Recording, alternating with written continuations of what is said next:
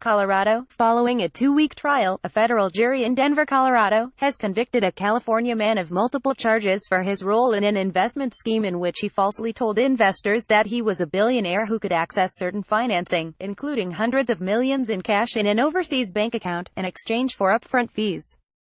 Acting Assistant Attorney General John P. Cronin of the Justice Department's Criminal Division, Inspector in Charge Craig Goldberg of the U.S.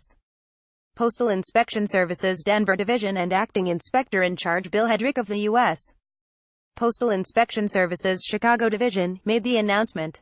Kenneth Brewington, 55, of Corona, California, was convicted of 1 count of conspiracy to commit mail and wire fraud, 1 count of mail fraud, 5 counts of wire fraud, 1 count of conspiracy to commit money laundering, 1 count of laundering monetary instruments, and 2 counts of engaging in monetary transactions in property derived from specified unlawful activity.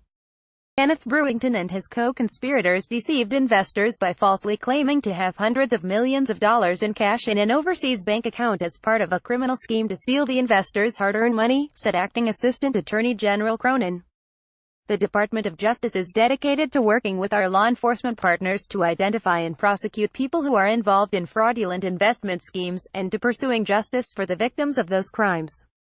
Fraudsters believe they can maintain this lifestyle on the backs of unsuspecting victims, but this arrest should be a warning to all that law enforcement will not stand for these schemes, said Acting Inspector in Charge Nicole Davis of U.S. Postal Inspection Services Criminal Investigations Group. Postal inspectors have made it our mission to protect our customers from exploitation and fraud, and we will continue to actively investigate these schemes and pursue convictions of these fraudsters.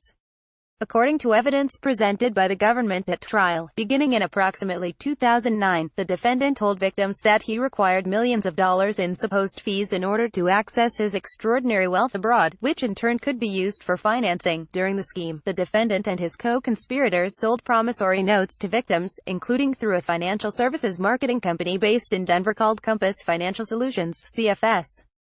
The defendant and his co-conspirators falsely represented to their victims that their money would be used to pay for, among other things, bank transaction fees and tax penalties to the IRS. To conceal the nature of their scheme, the defendant and his co-conspirators told victims to wire their funds into an attorney trust account. The funds from that account, however, were then sent to the defendant and his co-conspirators and spent on, among other things, repayments to other investors and personal expenses. The evidence presented at trial showed that the defendant was not, in fact, wealthy and instead struggling to pay his personal debts. The defendant's victims lost over $3 million to his fraud scheme. The defendant's sentencing is set for August 17 before U.S. District Court Judge Philip A. Brimmer, who presided over the trial of the case. The former corporate counsel for CFS, William E. Dunn, 80, of Denver, Colorado, and the former CEO of CFS, Brian G. Ilrod, 61, of Lakewood, Colorado, previously pleaded guilty for their roles in the scheme. Sentencing hearings are scheduled for June 19 and June 20, respectively. The investigation was led by the U.S. Postal Inspection Service, the U.S. Attorney's Office for the District of Colorado, and the Securities and Exchange Commission also provided substantial assistance in this matter. Trial attorneys Anna G. Kaminska, Kyle C. Hankey, and Jennifer G. Ballantyne and Assistant Chief Henry P. Van Dyke of the Criminal Division's Fraud Section prosecuted the case. Force, the Department of Justice, DOJ, God bless. James III Right-Wing Tribune. Be sure to follow us on Nation in Distress and America's Freedom Fighters on Facebook.